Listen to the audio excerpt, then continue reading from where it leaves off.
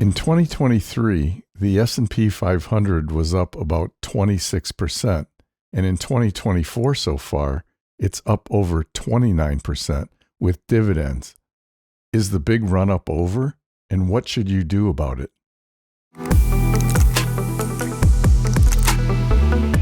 Several banking institutions and financial publications say the S&P 500 is likely to return between 0 and 3% per year going forward after these two big up years.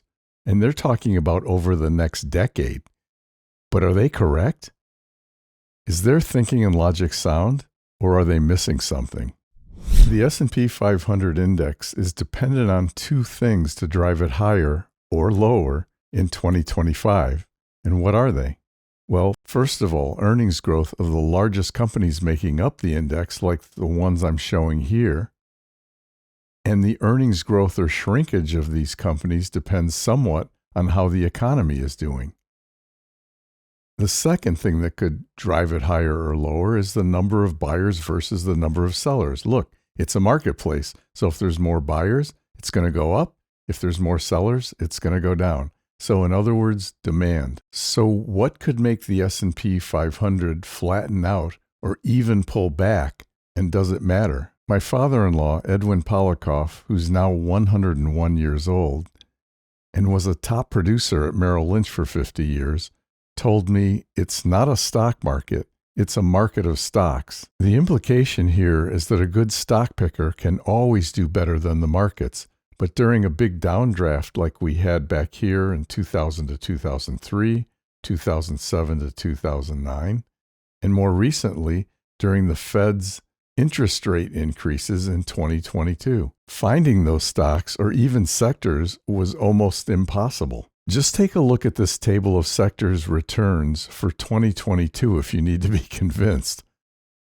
And look, who was genius enough to put all their money in energy, defense and aerospace, and possibly utilities? Nobody. Although when the market's down like this, corporations and governments are working to improve economic conditions, so it's unlikely things are going to stay down like this for very long. By the way, as a contrast, let's look at the same sectors over the past year, as we're looking at here, 2024 year to date. You can see that almost everything is up. You could throw a dart at this board and make money. And if we look at the same sectors over the past 2 years, so we go back 2 years here, you can see the only sector that was down was clean energy. But you can also see in both of these scenarios that Treasuries have really been lagging. They're up single digits or even negative returns here in 2024, while everything else is up big time, in most of the cases double digits or even triple digits.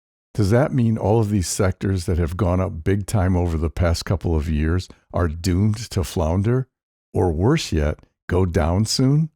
Not necessarily, but time will tell. But let's agree for a moment that the big banks and publications are correct, and the S&P 500 market is doomed to abysmal performance over the next 5 to 10 years because it had such a spectacular 2-year run higher.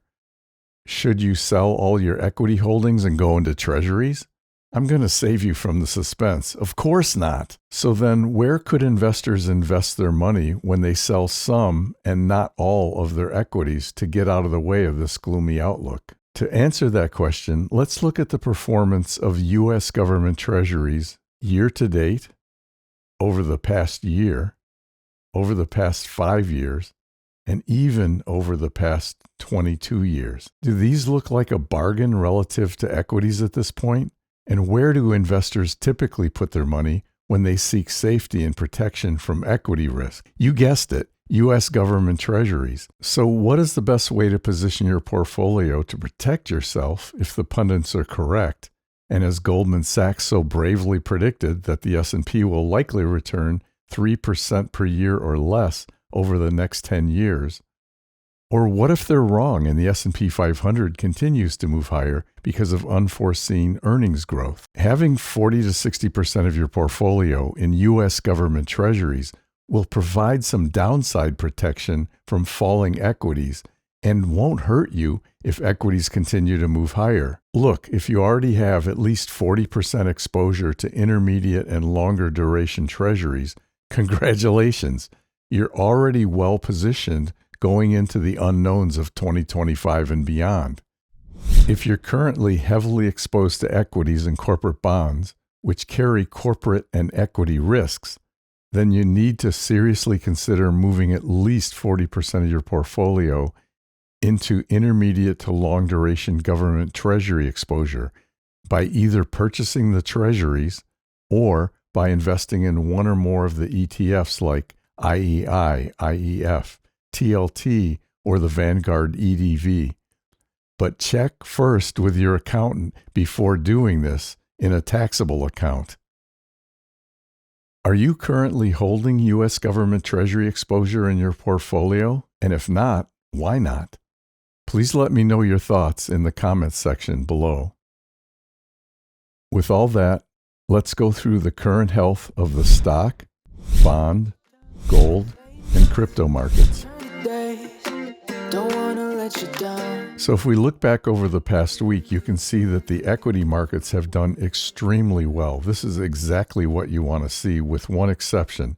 So we have ARK Invest way up at the top, NASDAQ 100 second place.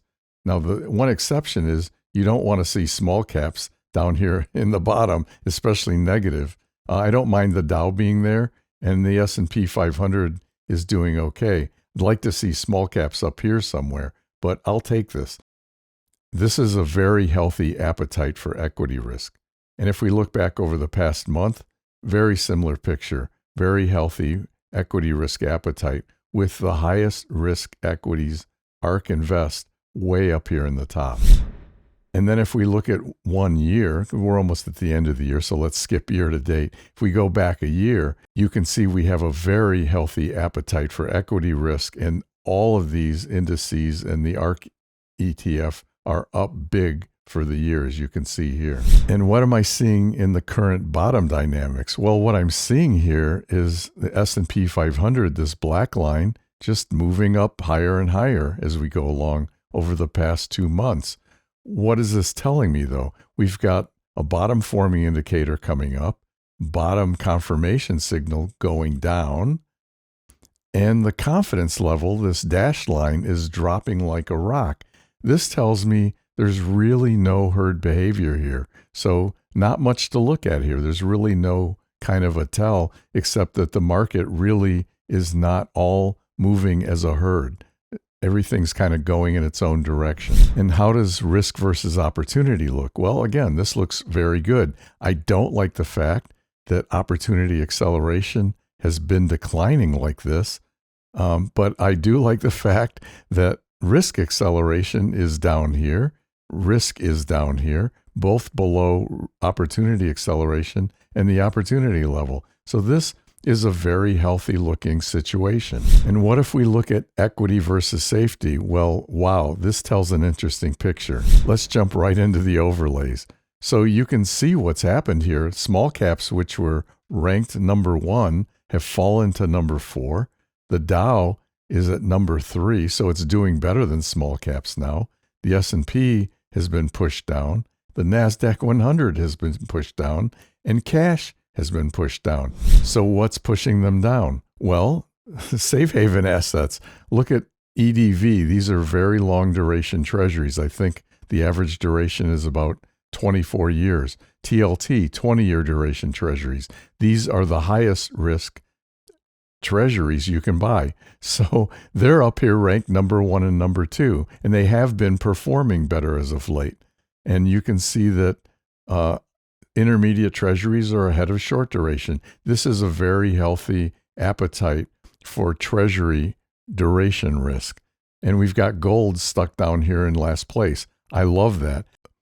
That says there's no geopolitical risk, and that says that there's low risk of inflation. So this is a very healthy looking picture. And what is the buying and selling pressure telling us? Well, you can see that the Dow has been kind of waffling lately, and the buying pressure is really dropping here.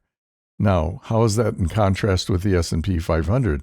The S&P 500 is moving higher, and the buying pressure is staying nicely elevated. What about the NASDAQ 100? A very nice rally moving higher, and the buying pressure moving higher very nicely here.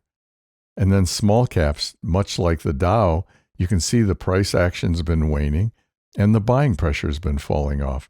So what really looks good here? The NASDAQ 100 and the S&P 500. At least looking ahead, they do. And what about ARK Innovation? Well, much like the NASDAQ and the S&P, we have a very nice rally, and the buying pressure is moving up very nicely here. Now, what are the sector rankings telling us? Well, if we just look at the sector rankings from last week to this week, this looks fairly healthy. We've got consumer discretionary way up at the top, ARK Innovation ranked number 2, Bitcoin ranked number 1. We've got the NASDAQ 100 up here, small caps up here, cash is way down here. So these look fairly good, but remember, sector rankings are kind of like a look in the rearview mirror. They tell you what's been happening in the past. Now, they also tend to smooth out behavior. So if you can believe this, things are looking pretty healthy right now. But what about sector rank acceleration? These tend to move more quickly and tell you what's going on in more of a real-time picture. Let's jump right into the overlay. So what looks good here? Well, a fair amount. We've got short duration treasuries moving lower in ranking. We've got the Dow moving up, which I really don't like. These are safer equities. We've got clean energy moving up.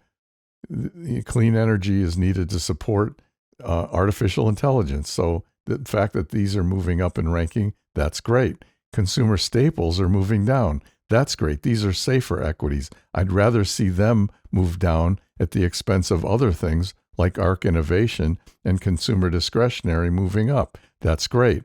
Emerging markets moved up a little bit. Emerging companies, the smaller NASDAQ companies below the NASDAQ 100 are kind of staying put here. So that's marked in yellow. And I like the fact that gold moved down because gold represents risk and fear in the markets. Well, what doesn't look good? Well, there's a fair amount here, and you can see that small caps have moved down a notch. Cash has moved up. We've got Bitcoin moving down, the S&P 500 moving down in the rankings, the NASDAQ 100 moving down, semiconductor index moving down, and XLK, which is technology, moving down. Now, this is how it looked last week, and this is much worse. So I would say this week we're starting to see some improvement here. And what about treasuries? Well, you can see that we had a dip earlier in the week, and then things really took off. And EDV, the longest duration treasuries, are right on top, followed by TLT, followed by IEF, IEI, and SHV. So this is a very healthy appetite for duration risk.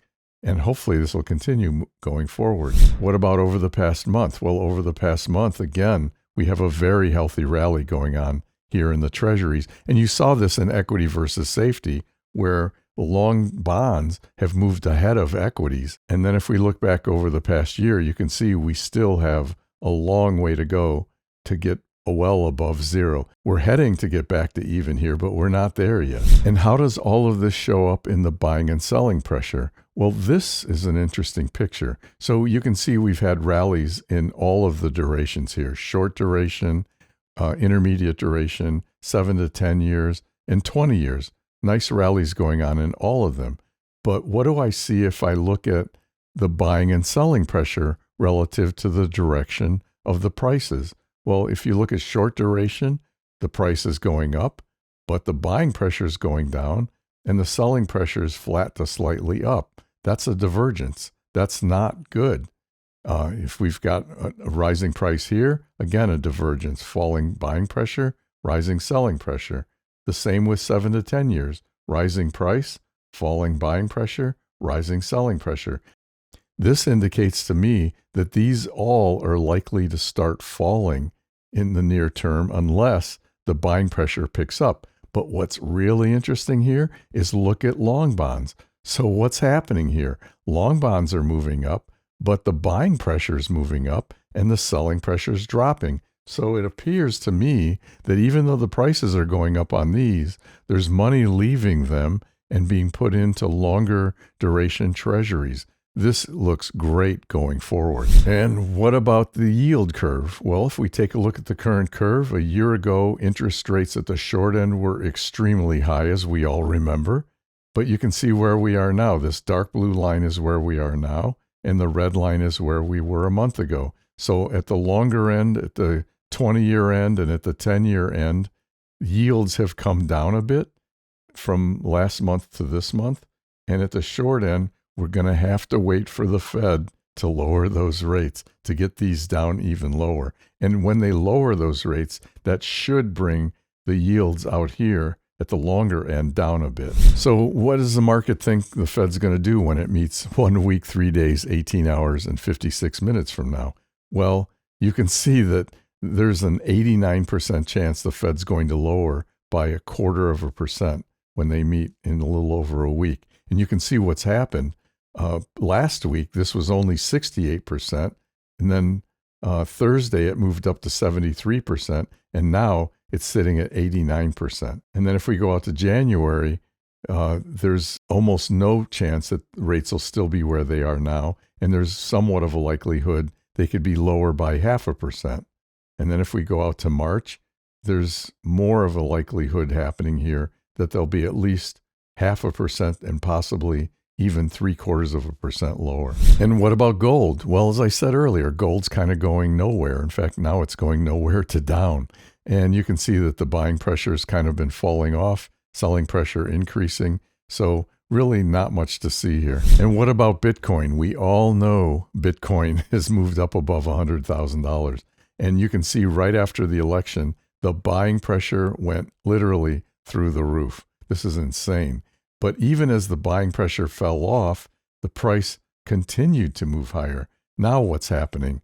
The buying pressure is spiking again and moving higher. Now, this is getting high. This is ridiculous. This is a high point in buying pressure typically. And when you get to this level, the price usually softens and pulls back a bit. Now, this is moving up very strongly. So it'll be interesting to see how the price action of Bitcoin goes next week. I wouldn't be surprised to see it continue higher, and I wouldn't be surprised to see it take a breather here. So as you can see from the price movements and metrics, the equity markets are acting a little bit confused, and there's no real herd behavior. We've got the Dow softening, we've got small cap softening, we've got the NASDAQ 100 moving higher nicely, and the S&P 500 moving higher nicely. And for Treasuries, the prices are moving very nicely higher, but in the case of long bonds, it looks like a very positive scenario going forward. Are you thinking about rebalancing your portfolio to lock in some of the big gains we've seen over the last couple of years? Or do you plan to let your gains ride over the long term? Now, hopefully you already have a fairly healthy exposure to Treasury bonds in your portfolio. But if you don't, are you thinking about adding some and increasing your exposure at this point in time? This is why I caution you to be an investor rather than a trader who tries to time the markets. Investments and investing aren't that complicated if you know how to allocate your portfolio without destroying your returns and getting little to no protection from downside risks. As an investor, you need to take the long view and allocate according to your risk tolerance rather than fretting about what's currently happening in the world or what everybody else is doing that you read about in the media with their portfolios. If you want to be a better investor, I discuss how to allocate your portfolios in 2 key videos linked in the pinned comments below, titled The Ideal Portfolio Using Just 2 ETFs or Mutual Funds, and The Ideal Portfolio Using Individual Equities. Again, link in the pinned comments. Until next time, I'm Calvin Rose, and thank you for watching Invest Smarter. That's all for now.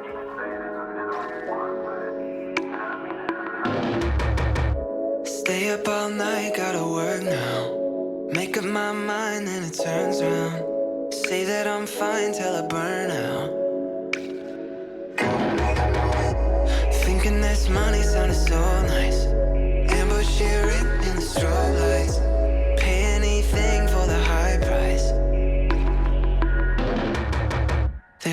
life feels like the sunny water.